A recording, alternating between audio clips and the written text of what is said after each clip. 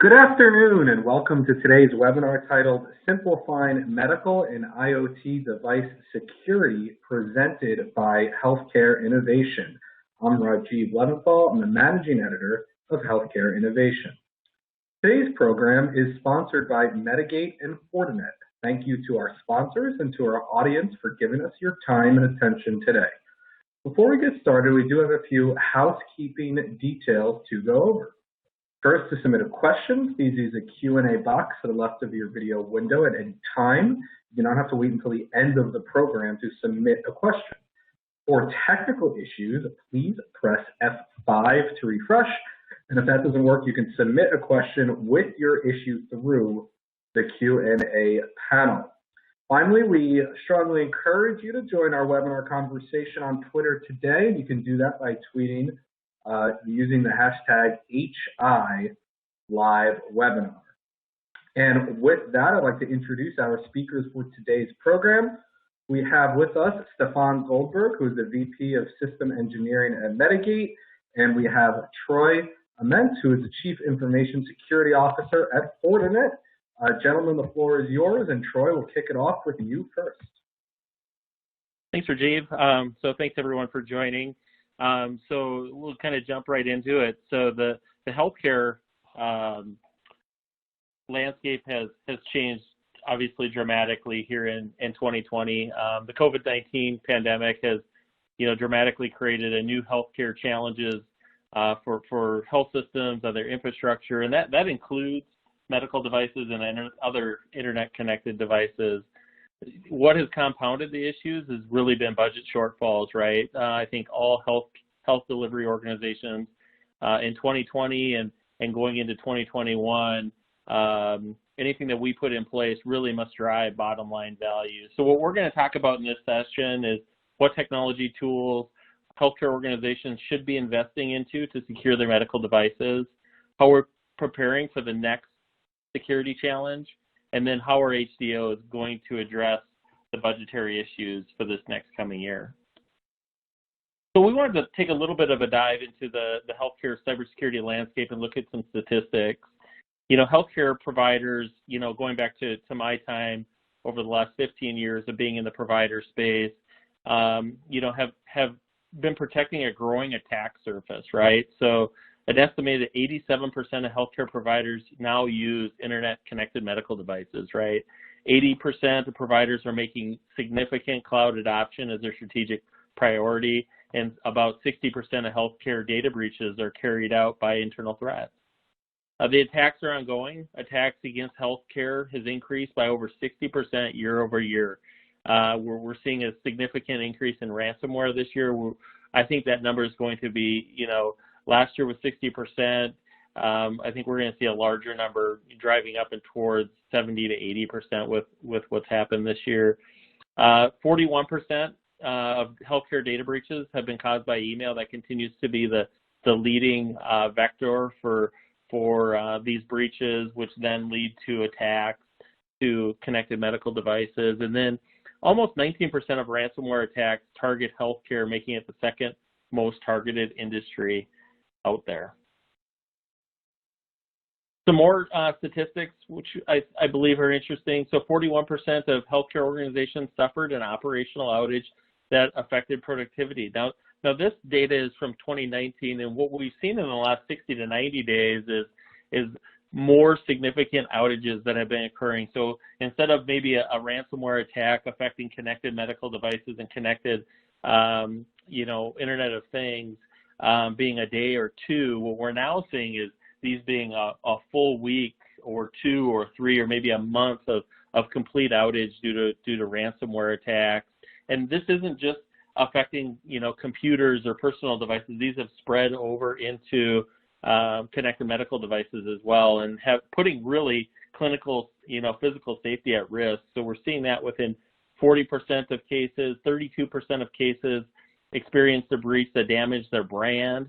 31% in already a really difficult year for health systems have had a revenue impact. And then 25% of organizations are now losing business critical data, which are leading to the OCR reports that we're seeing out there with regard to data breaches. So the repercussions are dramatic. 72% of healthcare organizations leak medical data, and then the average cost of a healthcare data breach is averaged right now at about $6.5 million. So what's the scale of the challenge? So this is some data that we put together in securing medical devices. It's inherently complex because of the scale at which devices are deployed in a hospital setting. So today, on average, each medical bed or each patient bed within a facility has about 10 to 15 devices. Right now in the United States, and this number is a little light, coming from 2019, we had 925,000 staff beds. We now know with COVID-19 that number has grown dramatically with regard to the heroic efforts our frontline and health systems have done. And so overall, on average, we believe there's about 9 to 14 million total bedside connected medical devices today. So this is a really interesting diagram on where we've come from, and not a lot has changed. So the statistics that you look at here really gauge information security maturity across connected medical devices and where we've been and where we've gone to. But the overwhelming facts here are that not much has changed. If you look at medical device security is integrated into the enterprise security architecture, that's really only changed by 3% over the course of the last 5 years, so moving from 2014 to 2019. Testing and verifying that network medical devices are secure and free from malware hasn't changed. Risk assessments is the one area I think we have seen some pretty good work. So 34% now of organizations are doing and conducting a full risk assessment and have identified potential security threats. That's up from 22%, but we know that more needs to occur there. And then the other statistics there kind of follow that same theme. So what are the technologies healthcare providers should have in place to secure internet-connected medical devices? Well, one, we believe, is network access control systems that can really do effective segmentation. Two, you need a solution like Medigate that can give actionable clinical insights about device identity, function, and usage. That intelligence and visibility really feeds into the rest of the tools that empowers security analysts and security professionals to secure systems effectively. Internal segmentation of firewalls, and then four, now that this edge that is growing out within many health systems is growing, really an edgeless organization, a software-defined wide area network strategy as well. So here's some essential guidance. I think first and foremost, leveraging frameworks like Zero Trust, NIST, to holistically cover all aspects of health systems operation. That includes cyber physical systems, segregate medical devices and other valuable IT resources according to their risk posture, right? So maybe a newer medical device that you've brought in, that you've done a significant risk assessment, that you've looked at, maybe that doesn't rise to the level that needs more segmentation, and you can have a lower risk tolerance there. Then third, increase the visibility of medical devices at the edge and on the network. Deploy a platform solution fabric that can automate enforcement. These, going back to the last slide, or 2 slides ago, I should say, where we're looking at 14 million connected medical devices within facilities. This is going to take a high level of automation and orchestration to really do this right, and that's really important as well. And then form a strategic relationship with your security technology suppliers. So both us and Medigate, Fortinet and Medigate, along with your suppliers that you're buying the medical devices from, build a really close relationship so that it's a partnership and that you're securing them from when they're coming into your facilities and when you start that engagement. So preparing for healthcare cybersecurity challenges, one area that we want to reemphasize is an integrated platform. Out of the box, connectivity of third-party vendor products and open API system is really important. Cyber physical coverage, branch networking and security. This is something that I really want to emphasize.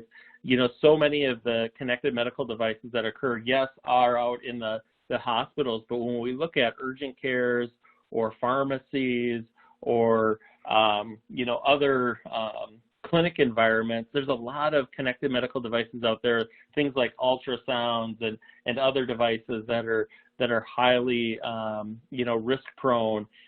So extending that security fabric out to those smaller facilities, the same that you have in the data center, the same that you have at your large health facilities. That's something else we want to emphasize. And then something else that we're really proud of at Fortinet is really our processing efficiency, and then our high performance and low latency with the technology that we bring to the table.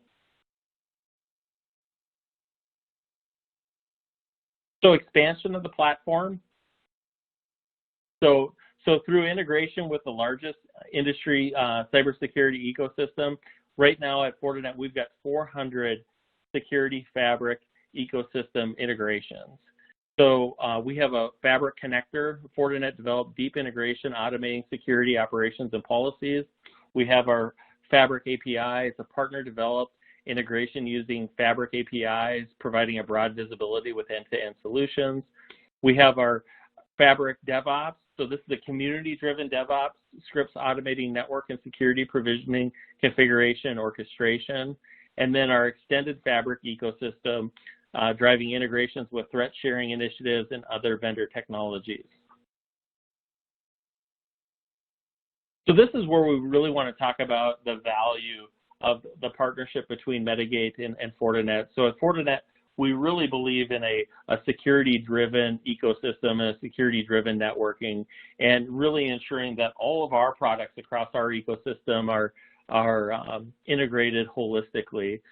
The value that you can bring to the table that Stefan will talk about a little bit later in detail is we've integrated through our alliance partnership Medigate into all of our complete security ecosystem, and we've talked about network or zero trust networking, network access control, and doing that segmentation, which is really important and a big use case that a lot of organizations utilize. But I'll tell you, in my experience from running large health system security teams, is building it also into security operations is of equal value, right? So if there is a threat, an emerging threat amongst the connected medical device, having that intelligence, that clinical content from Medigate built into your security-driven operations is so critical. I'll give you an example as a CISO from my background.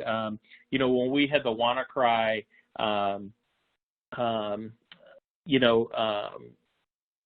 cyber incident, we really had to pivot very quickly, and having that visibility and being able to respond very quickly and knowing what assets we had on our network, within our security operations center, we were able to be very confident in what our risk profile was, where we were at from a vulnerability management perspective, and what risk, and communicate that risk to our executive leadership of which systems we couldn't patch because of them being a clinical system, and then what that could mean to the organization if those devices were compromised, and then putting in additional mitigation steps to prevent the attack as well. The other area I would talk to is that security-driven networking across SD-WAN, securing the devices out in the clinic environments, in the urgent care environments, also very, very important. And then the next area that we see significant growth is really within cloud security. So many of these new connected medical devices are utilizing services that are supported in the cloud. No longer is the back-end systems for connected medical devices that we're hosting within our hospitals and clinics are those back-end systems sitting in the data centers. They're now in the cloud. So having that integrated security networking with SD-WAN up to things like Azure and AWS is of the utmost importance as well. So what I want to do now is I want to hand it over to Stefan. Stefan is going to kind of work through and talk about the Medigate healthcare security solutions.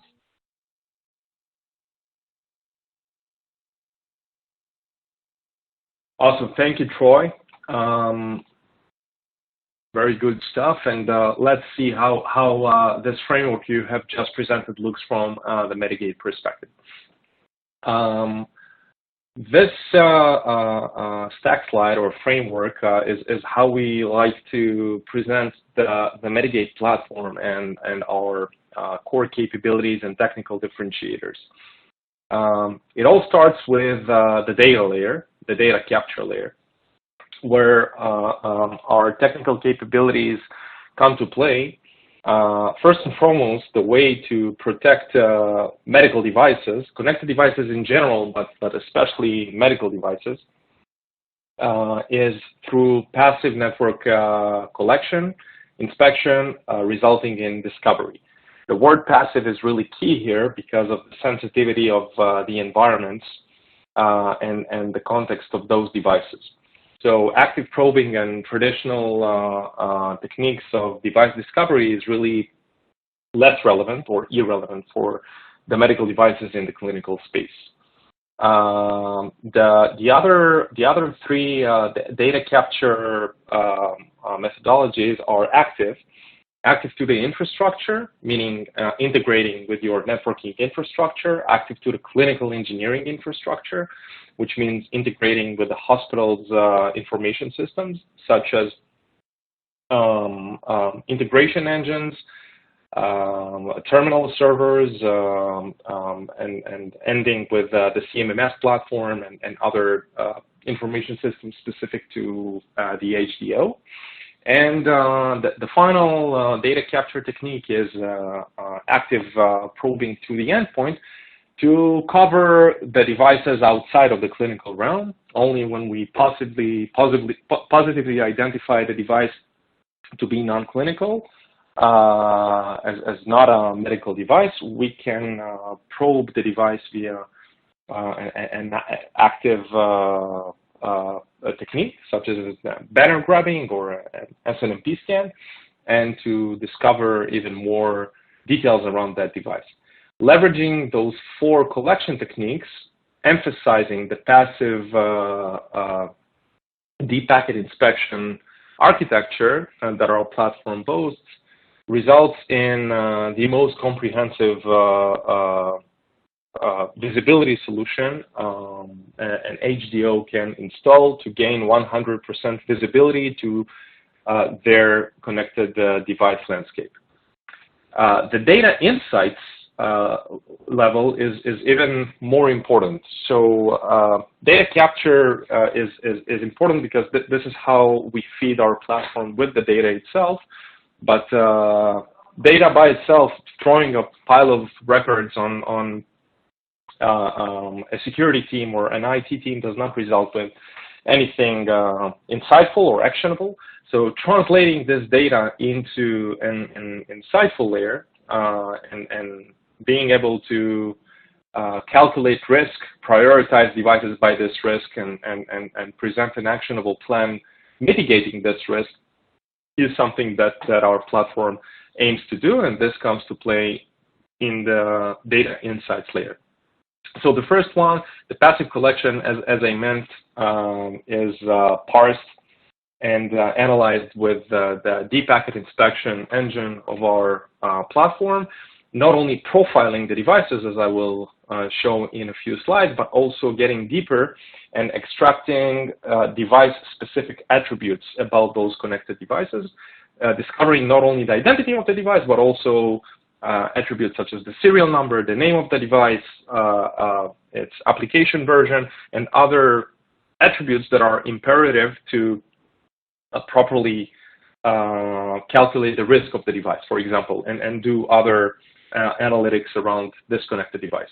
The second pillar is communications and behavioral profiles. This is another pillar of the Medigate Insights, where we take the data that we see on the network and we merge it with our clinical knowledge base of baselines that those devices, especially medical devices, how they should perform. So we compare what we see on those networks for those medical devices versus the known and expected behavior. And I will also show how this looks like from our UI perspective.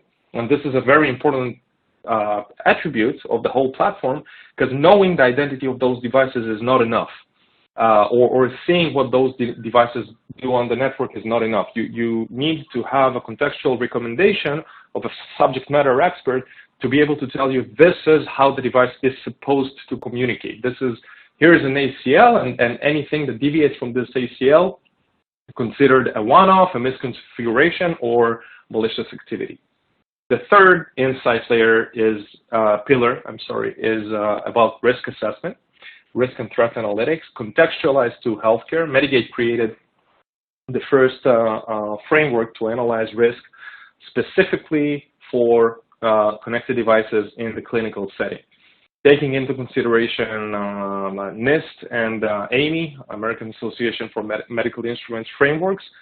We deduced those two frameworks and took the relevant guidelines and created a merged framework to properly assess risk for medical devices, taking into consideration their business context, their costs, their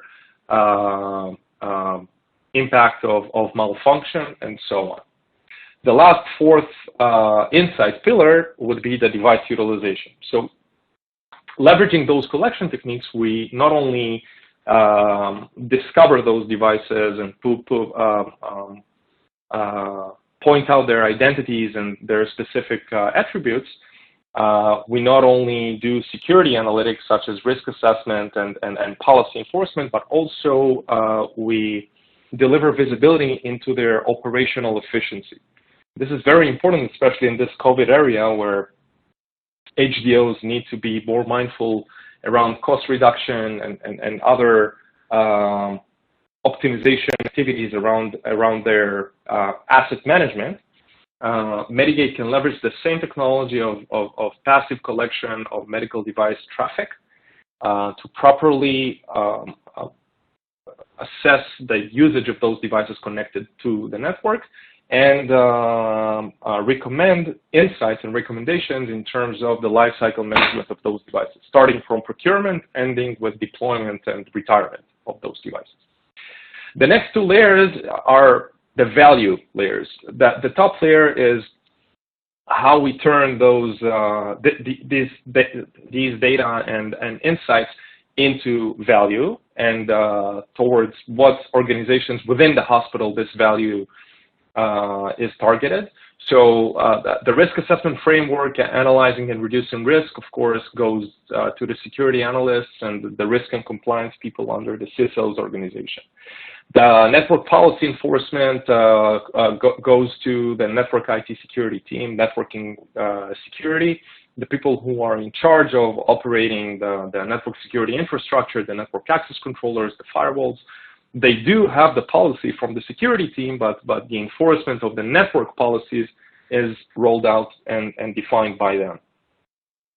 Detection and response use cases, taking our visibility and anomaly detection data and streamlining this data into the hospital SIM is relevant for the SOC team of the hospital. And finally, this device utilization, this last insight pillar that is translated into what's called today operational efficiency, or the real-time health system, targets all the clinical side officials of the hospital, from biomedical engineers, through the finance and operations people of the hospital.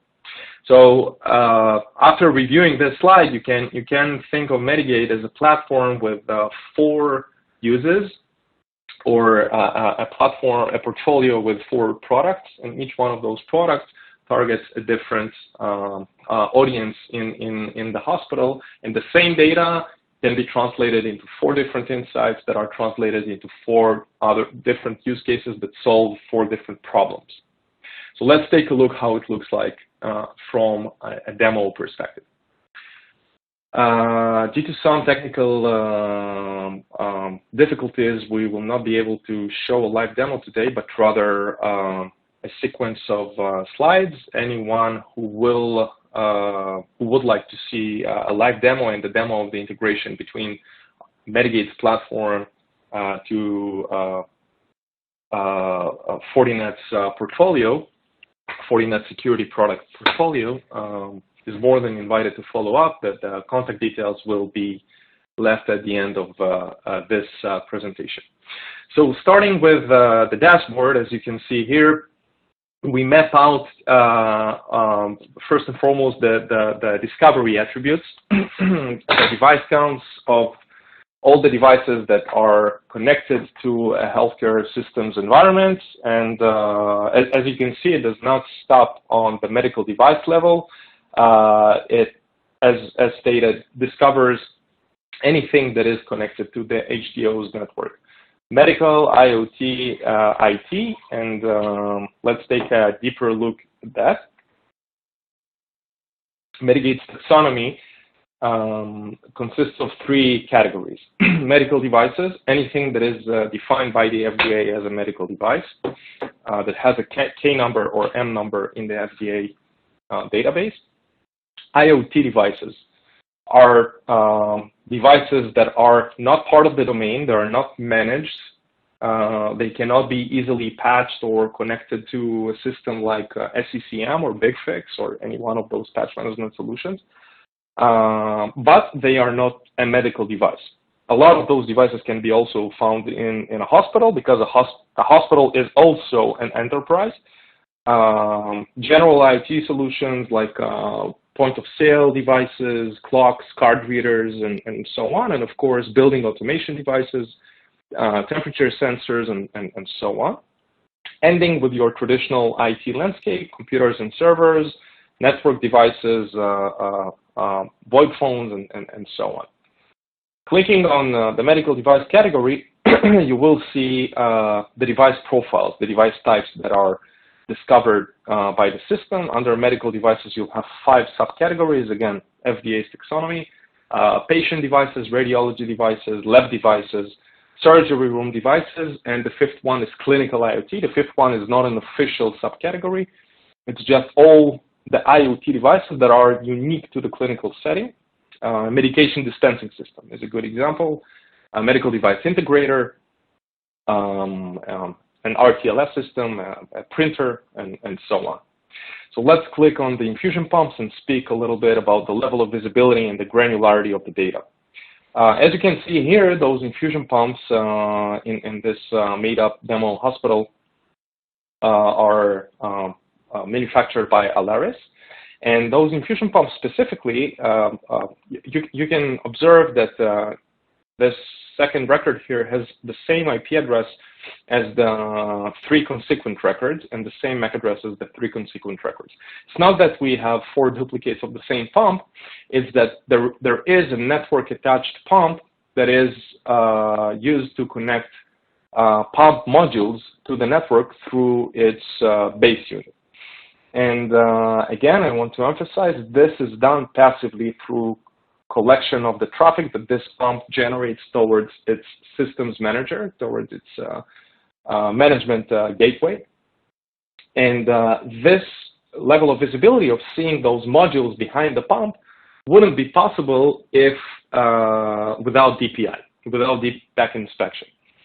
So when this pump is discovered, and this is what happens when you click on the pump record, you are presented with the pump's profile and all the attributes that were picked up from the wire, from the network around this pump, including the pump's application version and serial number.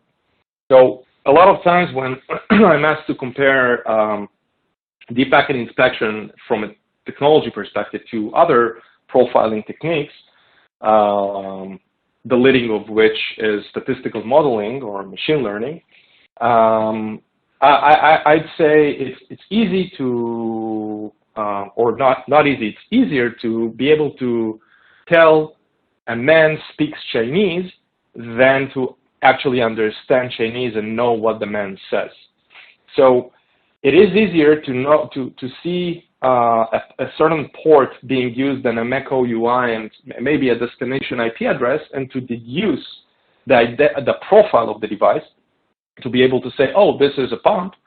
It is easier to do that rather than parsing the actual communications that this pump creates towards the management system of this pump. And only by parsing those communications, one will be able to extract device-specific attributes such as the pump's application version and serial number. Those attributes are important not only to boast granular discovery or for asset management purposes, but more importantly, like one of the use cases, as said before, is proper risk assessment. To be able to tell whether this pump is vulnerable to a certain vulnerability or not, one needs to know its application version, like shown here. This application version may be updated or outdated. Anyhow, it is correlated to a vulnerability, and specifically in this case, there is a vulnerability. Urgent 11 is relevant for this specific model. And listing that this pump is vulnerable to, this pump's firmware is outdated, allows us to passively correlate this vulnerability to this specific device. So by knowing the application that this pump runs passively picked up from the network, we are able to correlate vulnerabilities to those devices, thus being able to perform accurate risk assessment without active scanning. As said before, the device vulnerability and the network components of those devices are not the only important points or attributes for risk assessment for medical devices, but the severity of harm, the impact that this device may inflict if a cybersecurity incident occurs, is calculated and deduced by healthcare-specific attributes. So, for example, you have this device's FDA class type, the equipment class, the consequence of failure of this device, as, by the way, not defined by Medigate, but in this case, FDA class type is defined by the FDA, and consequence of failure is defined by the Joint Commission. So those data types, data sources are ingested into the same single pane of glass, which in this case is our risk management framework, and used to accurately calculate clinically contextualized risk score for those devices. Moving on, under the same page, we not only discover the identity of the device and use those attributes to assess risk and perform other analytics, but we also map the communication of those devices. And this is very important towards where we get. Without mapping those communications, it will be harder to verify our recommendations around what this device should and should not do on the network. So you can see here that on the leftmost bar is the pump itself. Then you have internal versus internal traffic breakdown. The last breakdown is by port and protocol, essentially the application that is being used. And when I use the word application, I mean a communication level of application, like Layer 7 communication type, and in this case, Alaris DCMP is the application that this pump uses to communicate with its pump gateway. Those other protocols that are being used here are general network services. From here, we can present how we translate those communication patterns and fuse it with our clinical specific know-how and generate recommendations, in this case in form of Cisco switch ACLs for a wireless controller or for a switch to enforce on this pump. This ACL can then be taken by an enforcement platform such as Fortinet, Fortinet, and pushed out to the environment to enforce policy on those devices. Going back to the risk factor, again, like from a security perspective, what are we trying to accomplish here? We are trying to map out the risk that those unpatched, unmanaged, dangerous devices pose to your environment, and to suggest mitigation and remediation steps. When there is a patch available, we'll point this out right away, but we'll not stop there, because patching, when available, is pretty timely. We'll always also suggest a network policy mitigation route as well, that even if a patch exists, and in most cases it does not exist, to remediate a vulnerability and to lower the risk of the device, our platform will suggest such a network policy for this device to allow only the communications that this device needs to fulfill its clinical functionality, and to forbid anything else. So essentially, if this device was vulnerable to, I'll take Troy's example, WannaCry, this ACL will be explicitly allowing only the clinical and services communications that it needs to communicate over the network, and implicitly blocking anything else, including the SMB port for this device. Maybe this infusion pump is not the greatest example because it's not a Windows device, but those big iron radiology devices that are pretty critical to the hospital's operations, this is what we do for our customers. We create those network policies. We explicitly allow only the communications that those devices need to operate properly, and we implicitly deny anything else, including the ports and protocols that the vulnerabilities that live on those devices are susceptible to. Moving on, well, beyond the visibility and the policies that are exported to those policy orchestration platforms like the Fortinet's FortiNAC and Fortinet's FortiGate firewall, we also have other capabilities in the tool to help out the hospital's network security team to really plan out a comprehensive segmentation plan. The view that you see right now, we call it the communication matrix. Sorry. And what you really see here in the rows and the columns of the matrix, you see the various device types, the device groups that Medigate discovered in this specific environment. The dots stand for observed communication. So in this manner, this dot here stands for a medication dispensing system that communicated with an infusion pump. And as can be seen by the color of the dot, this is considered to be anomalous activity, something that is not part of the baseline behavior as known by Medigate Labs, neither for the pumps nor for the dispensing systems. This view can help HDOs segment their environments into groups, into bins, not necessarily to many bins as presented here.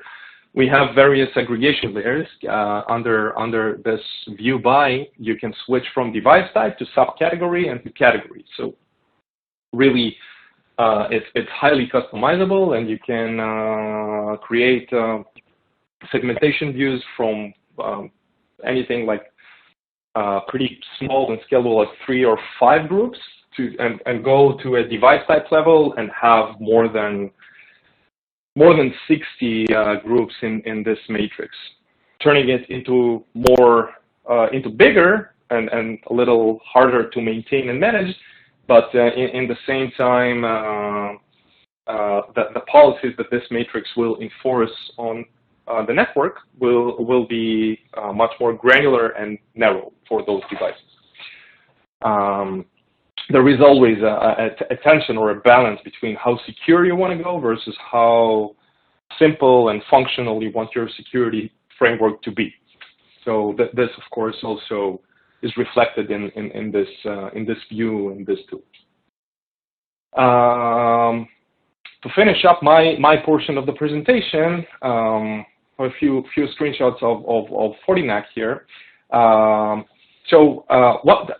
Essentially the integration between Medigate and Fortinet's NAC starts with exporting all the visibility attributes that Medigate discovers around medical, clinical, and IoT devices in the HDO or the clinical enterprise, thus turning those devices from unknowns or rogue devices into registered devices, streamlining a lot of like onboarding processes and access control processes for onboarding those devices on the hospital's network. And it continues with streamlining policies. We can use those attributes to put those devices into groups that later can be enforced with various policies. Simple policies such as putting those devices on specific VLANs that are designated to be like radiology VLAN or medical VLAN, a functional VLAN, how we used to call it internally. And more sophisticated actions that are planned in the near-term future to take those network policies, those ACLs that I showed a few slides ago, and to roll out the infusion pump ACL or the radiology Siemens radiology ACL to the devices that are classified by Medigate as Siemens radiology or as an infusion pump. So in essence, to summarize, we take the visibility portion, we push this out to the devices managed by the policy enforcement orchestration platform to give context to those unidentified devices.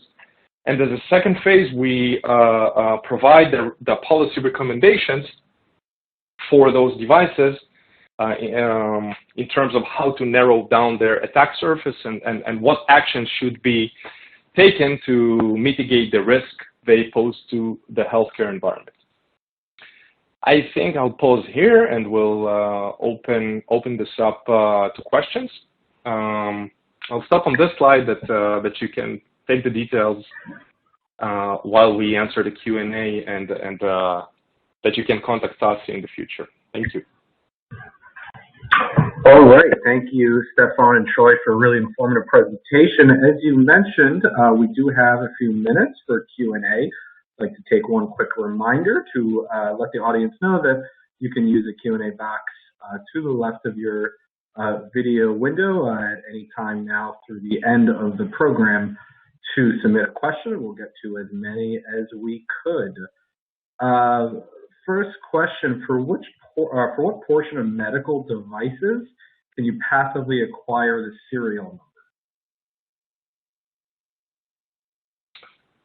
I would say that to answer the question, I'll divide the devices into the various categories. For medical, it would be above 90%. Every device that communicates the serial number over the network to its management system will be parsed and picked up by Medigate. This is one of the core differentiators. We have built this tool to understand the medical protocols of those devices and how they communicate to their management system. So the percentage is very high, and the ones that we do not pick up the serial numbers for is simply because those devices organically do not communicate them over the network. Those serial numbers can be completed by integrations with the management systems of those devices, or by active probing if decided to do so. Great. Next question, can I use Medigate to automatically push policies to FortiGate? Correct, yes. That is the first level of the integration is the data exchange, the visibility data exchange, where we tag address objects with contextual tags to give them a name, to give them the identity. And as a second phase, this is something we are working currently, is to take those ACLs and to translate them into firewall rules. That is not 100% automated. There is a portion in this process that still involves a manual action that is required from the FortiGate or FortiManager operator to perform. But the information is there, as you have seen, and a portion of the whole process is automated, but still involves a manual action as of today, and we are working to streamline that to a fully automated process. Great. Next question, how do you deal with devices that connect and disconnect to and from the network frequently? For example, as devices are turned on and off and moved from one patient to another. So I'm not sure, like, if the question is asked from an asset management perspective or a security perspective. So I'll answer both. From an asset management perspective, if the question addresses how do we track devices given the situation they frequently change IP addresses, is that we do not consider an IP address as a unique identifier, exactly for that reason. A device is like most of those clinical devices, not the big iron, not the MRIs and the CT scanners, but rather the infusion pumps and the glucometers and the patient monitors, the ones that are found in high numbers in the hospital. Those live on DHCP segments and are getting new IPs every time they reconnect or the lease is outdated. In such scenarios, tracking the device by IP does not make any sense. So we do consider a unique identifier as a unique identifier the MAC address of the device and the serial number of the device.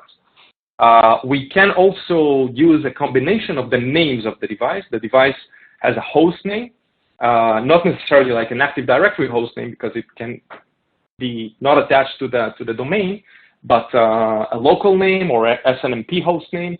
So we take those attributes and consider them unique identifiers, thus track the devices even given the fact it changes IP addresses. That's the asset management portion of the answer. From a security perspective, if a device changes its location, for example, the patient monitor was connected to port A and then to port B, how do we ensure the policy is still properly enforced?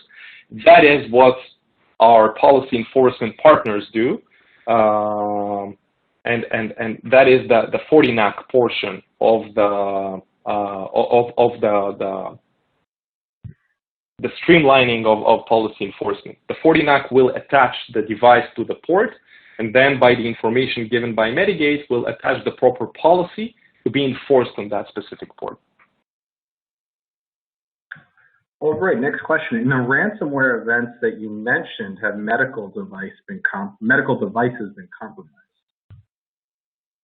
Yeah, so I can take that one. This is Troy, but so absolutely, and even more relevance to this one most recently as ransomware actors are being more patient and getting deeper into organizations. But the areas that we're seeing, within our FortiGuard labs and our incident response teams, and then what I've seen out in the field is radiology equipment, right? So Windows-based radiology equipment, PACS modalities being compromised, lab analyzers, and then perinatal equipment. That would be 4 examples where we've seen ransomware attacks, be able to be successful on, medical devices in the field.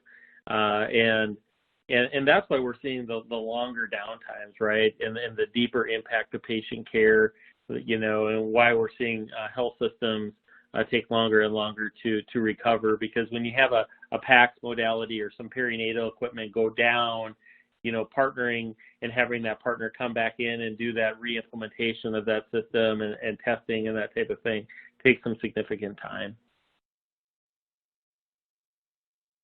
And the next question kind of segues into that answer. Are there examples of where Medigate is used in a medical instrument, such as an MRI machine?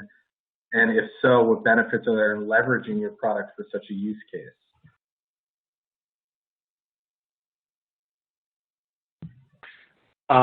Not sure I understood the question, so let's try reading this out again, if you don't mind. Do you have examples of where Medigate is used in a medical instrument, such as an MRI machine? And if so, what benefits are there in leveraging the product for such a use case? Yeah, I'm reading this. He's asking, is it embedded? Is Medigate embedded into medical devices like an MRI? That's how I read the question. Okay. Okay, so let's answer both versions. If it's Troy's version of the question, so the answer is absolutely no. Medigate is not embedded in any medical device. It's an agentless platform. We do not require any piece of software to be installed anywhere, not on your laptop computer server, neither on your IoT or medical devices. Everything is done via passive network capture and integrations with management systems in the hospital. If I read it from a different perspective, does Medigate support the discovery and protection of MRI machines? The answer is absolutely. Not only MRI machines, anything that is connected to your network will be profiled to the granular level described before. And all the analytics from risk assessment through policy enforcement and asset management and the other parts of the product we did not have time to present today will be delivered for those devices. All right, next question. Given the growing complexity associated with securing one's infrastructure, how does the partnership between Medigate and Fortinet make implementation easier? Great question. Troy, would you mind to start, and I'll comment up? Yeah. So I think, through this joint alliance, Medigate and Fortinet are committed to the integration to Fortinet's open APIs and extending the Fortinet security fabric. We believe that's going to reduce the complexity and make it easier for customers to roll out security solutions. Right now, Medigate, I think, just kind of building upon what Stefan says, currently has integrations with Fortinet, FortiGate, and FortiManager, and we'll continue to build upon that integration as well. Yeah, and maybe I will add that the question is really